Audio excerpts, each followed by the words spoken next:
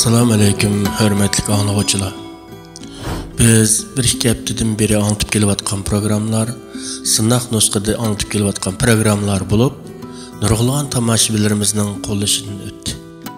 Shunga proqramimizni rasmiy turda e'lon qilishni bugundan boshlab yo'l qo'ydik. Shundaqla sizning bizning bu proqramning tunji anlıqçı bo'lganingizni qizg'in tabriklaymiz. Hamda bizni qo'llab madad berishingizni hamda programmalar sizga ozroq ma'naviy oziq ato qilib kelgan bo'lsa, bizning kanalimizga ergashishingizni va qimmatli taklif fikrlaringizni berishingizni qizg'in qarshi olamiz. Bizning bu programmaning ismi bugundan e'tiboran Ma'lamni yo'ritgan oy bilan suhbat programmasiga o'zgartirildi. Diqqatingizni berganingizga ko'p rahmat. Qadrli anlıqçılar, anlayotganlar, Ma'lamni yo'ritgan oy bilan suhbat programmasining hayot hikmatlari sahifasi.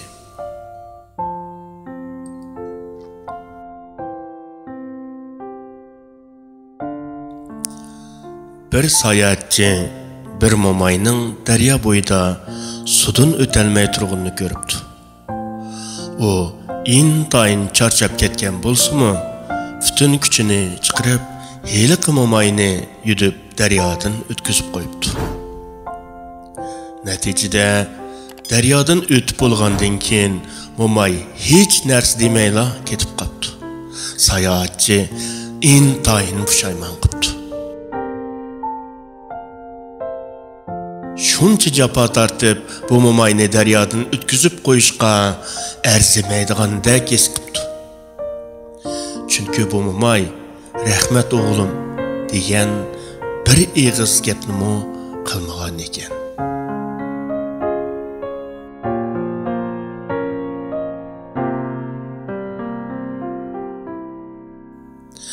Kim bilsin, necha soatlardan keyin uning herib madori qolmaganda bir yigit yurgan petim uning kaynidan yetib ketdi.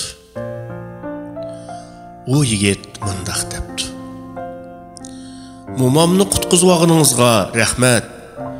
Momam aslida mashina vaqasida so'zlayolmaydigan bo'lib qolgan. Momam sharat orqali bu narsalarni sizga yetkazib berishimni topildi. Sizni ishiltib qolarmikin degan umiddaman. deb so'zni tugatibla yigit bir muncha yemaklarni sayohatchiga tanglabdi.